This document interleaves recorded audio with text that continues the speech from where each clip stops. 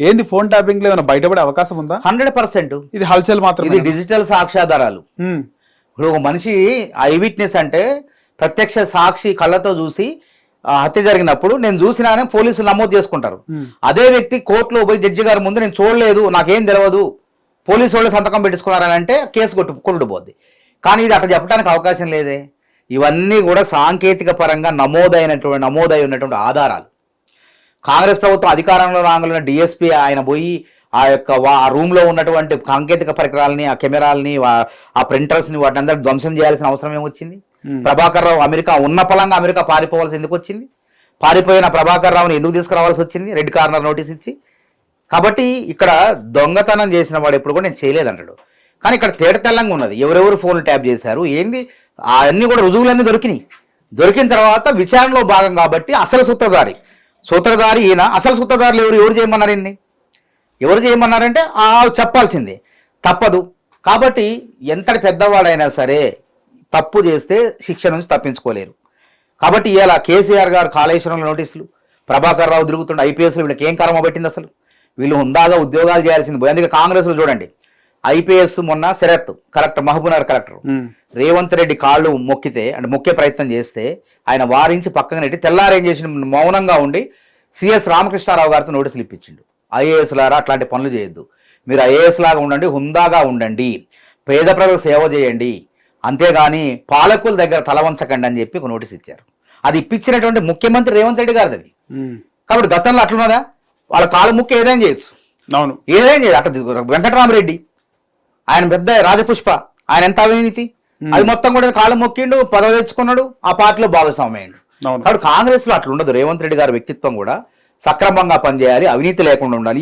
నేను చెప్తున్న ప్రజలకు 14 నెలల కాలంలో ఎక్కడైనా అవినీతి జరిగిందా చెప్పండి? వాళ్ళు కావాలని బట్టి విక్రమార్క గారి మీద, ఒక దళితుడి మీద సెక్రటరియట్లో పోయి వాళ్ళ మనుషులే వాళ్ళ హయాంలో కాంట్రాక్టర్లు అంటే వాళ్ళ మనుషులు ఇచ్చుకుంటారు కదా, వాళ్ళే ఇస్తున్న బిల్లులు చెల్లిస్తామన్నా కానీ వినకుండా పోయి సెక్రటరియట్లో ఏమైనా ధర్నాలు జరుగుతాయి ఎప్పుడైనా ఉన్నాయా చెప్పండి? ఇదే కేసీఆర్ బకాయిలు కదా, అవి వీరు పెట్టిన బకాయిలే కదా. పోయి అక్కడ కాంగ్రెస్ ప్రతిష్టను, బట్టి విక్రమార్క గారి ప్రతిష్టను దెబ్బతీసేందుకు పెద్ద ఎత్తున కేసీఆర్ కుట్ర చేసిండటానికి మనకు సాక్ష్యం కనపడుతుంది. ఆయన అది 10 లక్షల రూపాయల బిల్లులు, వాటన్నింటిని కూడా 500 కోట్లు ఎంత ఉంటాయి, వాటిని చెల్లిస్తామన్నాం.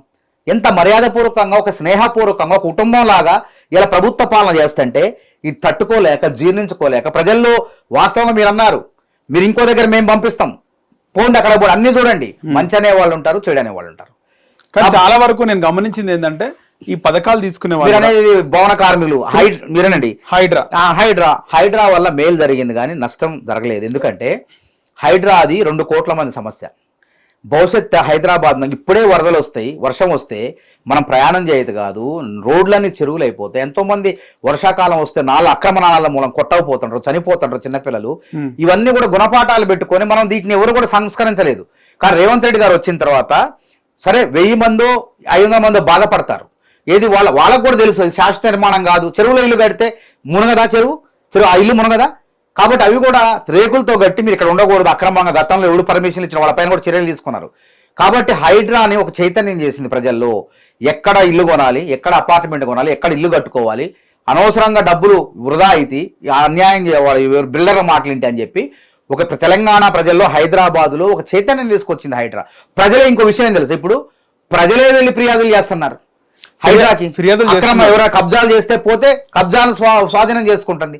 ఇప్పటికి 1000 ఖరీదైనటువంటి 1000 ఎకరాలని స్వాధీనం చేసుకొని భవిష్యత్తు వరదల ముప్పు నుంచి హైదరాబాద్ను కాపాడింది. హైడ్రా కుకట్పల్లి ప్రాంతంలో నల్ల చెరువు అక్కడంతా కూడా డెమాలిష్ చేసింది. చాలా మంది నిరుపేదలు, చాలా మంది బిలో మిడిల్ క్లాస్ వాళ్ళ ఇల్లు కూల్చింది. ఇవన్నీ కూడా మనం చూసినాం.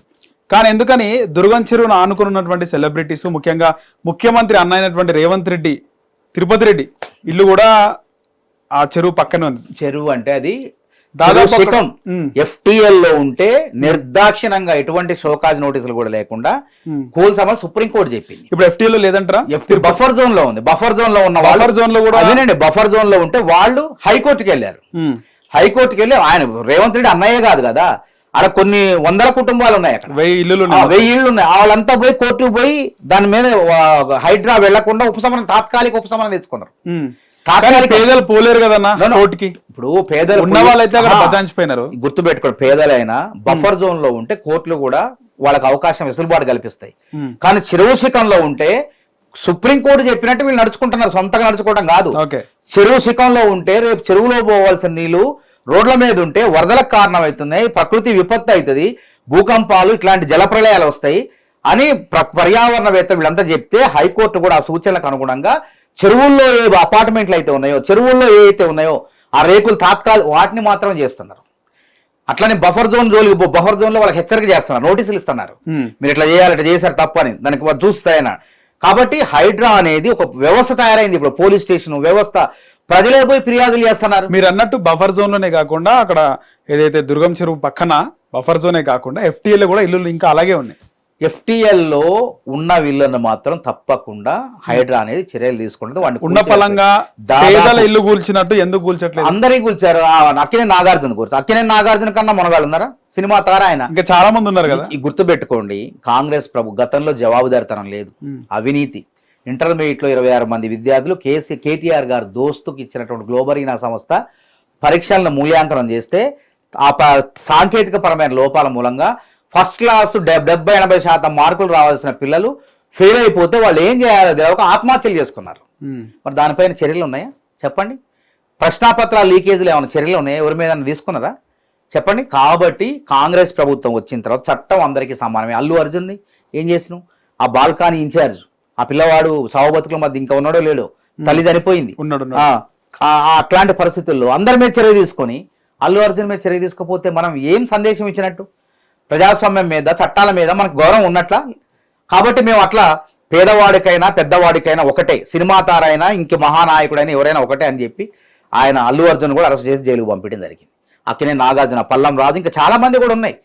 కాబట్టి మీ ఎట్టి పరిస్థితుల్లో నిష్పక్షపాతంగా వ్యవహరిస్తారు. అందుకే హైడ్రా మీరు అడగండి, చాలా మంది హైడ్రా దాంట్లో కూడా వీడియోలు ఉన్నాయి.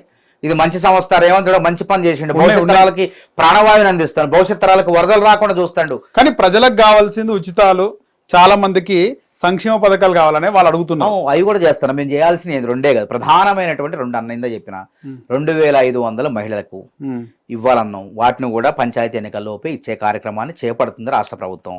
ఆసరా పెన్షన్లు చేస్తున్నాం. ఉచిత బస్సు వల్ల 150 కోట్ల పై చిలుకు మహిళలు ఇలా 5,000 కోట్లు ఆదా చేసుకున్నారు. 5,000 కోట్లు ప్రభుత్వం ఆర్టీసీ చెల్లించింది. మహిళలు బస్సు ఆపుతుంటే కూడా బస్సు ఆపుతలేరండి డ్రైవర్. అట్లా తప్ప అది. ఇప్పుడు నిండుగా ఉన్నప్పుడు ఇంకో బస్సులో రమ్మని చెప్పి ఆర్టీసీ డ్రైవర్లు ఉద్యోగ విధి నిర్వహణలో భాగంగా అలా వెళ్ళిపోతుంటారు, వెనక బస్సులో వస్తారు. ఆ పథకం నడుస్తుందా లేదా ఒకసారి చూడండి. నడుస్తుంది. మరి ఏ మహిళ అయినా ఉచితంగా టికెట్, ఇప్పుడు ఒకప్పుడు టికెట్ తీసుకొని ప్రయత్నం చేసేది, మనం టికెట్ తీసుకొని బస్సులో ప్రయాణం చేసేది. ఇప్పుడు టికెట్ లేకుండా ప్రయాణం ఎంత ఆనందం ఉంటుంది వాళ్ళకి. అరే నాకు టికెట్ లేకుండా నేను ఆదా చేసుకుని, అట్లా మహిళలు 500 సిలిండర్ మీద ఆదా పొందుతున్నారు. ఇటు గృహజ్యోతి పథకం ద్వారా ఉచిత 1000 రూపాయలు అక్కడ లాభం పొందుతున్నారు. బస్సులో అటు ఇటు చుట్టాలు, పెళ్లిళ్ళు, బంధువులు, పుణ్యతీర్థ. మొన్న సరస్వతి పుష్కరాల్లో ఎంతమంది మహిళలు ఉచితంగా ప్రయాణం చేసి ఆ పుష్కరాలు స్నానం చేశారు చెప్పండి. ఆ విధంగా సంతోషపడుతున్నారు ఈ పథకం ద్వారా. మహిళలకు మాకు గొప్ప ఇచ్చినటువంటి వరం. అదేవిధంగా మహిళలను గుర్తించే విధంగా వాళ్ళకి ఆర్టీసీ బస్సులు, వాళ్ళు ఏదే మహిళా సంఘాలు ఉన్నాయో 600 బస్సులు ప్రభుత్వం వాళ్ళకి లీజుకి ఇస్తుంది. వాళ్ళే నడిపే విధంగా ఇలా మహిళా ఔన్నత్యం కోసం, వాళ్ళ యొక్క శక్తిని సాధికారత కోసం ఈ రాష్ట్ర ప్రభుత్వం అనేక రకాలుగా కృషి. గతంలో ఇట్లా ఉన్నది అసలు అడగడానికి లేదా? ఆర్టీసీ కార్మికులు సమ్మె చేస్తే 30 మంది చంపే విధంగా వ్యవహరించండి ఆ గత ముఖ్యమంత్రి కేసీఆర్ గారు. మరి ఈరోజు మేము సమ్మె చేస్తామంటే రండి కూర్చుందాం. ఒక పక్క మంత్రి పొన్నం ప్రభాకర్ గౌడ్ గారు, ముఖ్యమంత్రి గారు ఉద్యోగ సంఘాలతో అందరితో మాట్లాడి ఒక ప్రజాస్వామిక వాతావరణాన్ని తీసుకొచ్చినా లేదా? ఆ రోజు ఉందా నియంతృత్వం?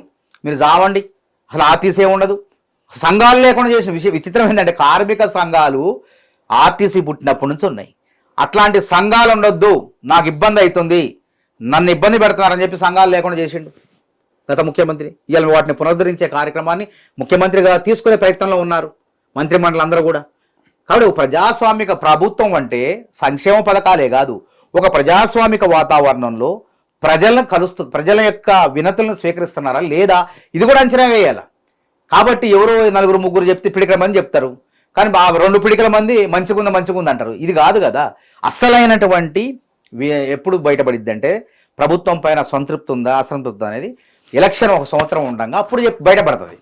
కాబట్టి ఇది కృత్రిమ అసంతృప్తి. ఇది ఇది బీఆర్ఎస్ మీడియా వాడు మీరు One year ముందు 1 year ఎలక్షన్ 1 year Semi-final అంటారు ఇంకా. ఫైనల్ అప్పటికల్లా మేము ఇల్లు కడతాం. ఇప్పటికే 2,500 ఇచ్చేస్తారు అప్పుడు. తప్పకుండా 6,000 పెన్షన్ ఇస్తారు వికలాంగులకు. 6,000 రూపాయలు పెన్షన్ ఇస్తాం, వీళ్ళకి 4,000 ఇస్తాం, అన్ని కవర్ చేస్తారు. అన్ని ఇచ్చేసిన తర్వాత తులం బంగారం, ఆ? తులం బంగారం పెళ్లి, తులం బంగారం అది కూడా దానికి కూడా ప్రయత్నం చేస్తాను. ఫ్రీ స్కూటీ, తప్పకుండా అన్ని కూడా ఏది మేనిఫెస్టోలో ఇప్పటికీ దాదాపు 180 హామీలు అమలు చేసినాం మేము. 180 మొత్తం చెప్పని కూడా చేసుకుంటూ పోతాను. కాబట్టి సన్న బియ్యం చూడండి, చెప్పని ఎవరు అంటే సన్న బియ్యం ఉన్న చూడండి, సన్న బియ్యం అంటే ఇప్పుడు గురుకులాల్లో స్కూల్స్ అదే మేనిఫెస్టోలో ఉంది లేదుగా. ఎందుకు చేసిరనా చెప్పని అంటే అదే ముఖ్యమంత్రి గారే అది ఇప్పుడు నేను ఇప్పుడు అంటే చెప్పినా చేస్తే చాలంటారు ప్రజలు ప్రతిపక్షాలు. అదే చెప్పినవి కూడా చేస్తాను, చెప్పని అంశాలు కూడా చేసుకుంటూ ముందుకు వెళ్తాను. ఎగ్జాంపుల్ గా ఉంటారు అంటారు అంతేనా. మంచి ఆదర్శంగా ఉంది ప్రభుత్వం, ఇది ఆదర్శంగా ముందుకు నడుస్తుంది ప్రభుత్వం. మరి గతంలో వాళ్ళు దళిత ముఖ్యమంత్రి అన్న చేసిరా, డబల్ బెడ్రూమ్ ఇల్లు కడతా, అల్లుడు వస్తే ఏడబండాలా, బిడ్డ వస్తే ఏడబండాలా, గేదెలు ఏడ కట్టేయాలన్నారు. మరి ఎన్ని కట్టారు? వాళ్ళైతే ఫామ్ హౌస్లు కట్టుకున్నారు.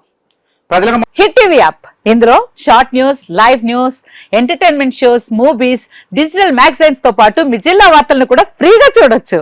ఇంకెందుకు ఆలస్యం, వెంటనే హిట్ టీవీ యాప్ ని డౌన్లోడ్ చేసుకుని ఫ్రీగా ఎంటర్టైన్మెంట్ పొందండి. Hit TV app, hit TV app. Please download Hit TV app. Hit TV app ని ఫ్రీగా డౌన్లోడ్ చేసుకొని ఎంజాయ్ చేయండి. మీకు నచ్చిన ఎంటర్టైన్మెంట్ కోసం హిట్ టీవీ యాప్ ని ఫ్రీగా డౌన్లోడ్ చేసుకుని ఎంజాయ్ చేయండి. హిట్ టీవీ యాప్ ని డౌన్లోడ్ చేసుకుని ఆస్వాదించండి, ఆశీర్వదించండి. ఇంతమంది సెలబ్రిటీలు హిట్ టీవీ యాప్ ని డౌన్లోడ్ చేసుకోండి అని చెప్తున్నారంటే ఎంత మంచి యాప్ ఆలోచించండి. అమెరికా అమెరికా అమెరికా అమెరికాలో చదవాలనుకునే వాళ్ళకి విశ్వసనీయమైన పేరు మన శౌర్య కన్సల్టెన్సీ. UK లో 1 year masters, UK లో 1 year masters, 2 years work permit up to 5 years visa. Contact Saurya Consultancy. Contact 89851 89851.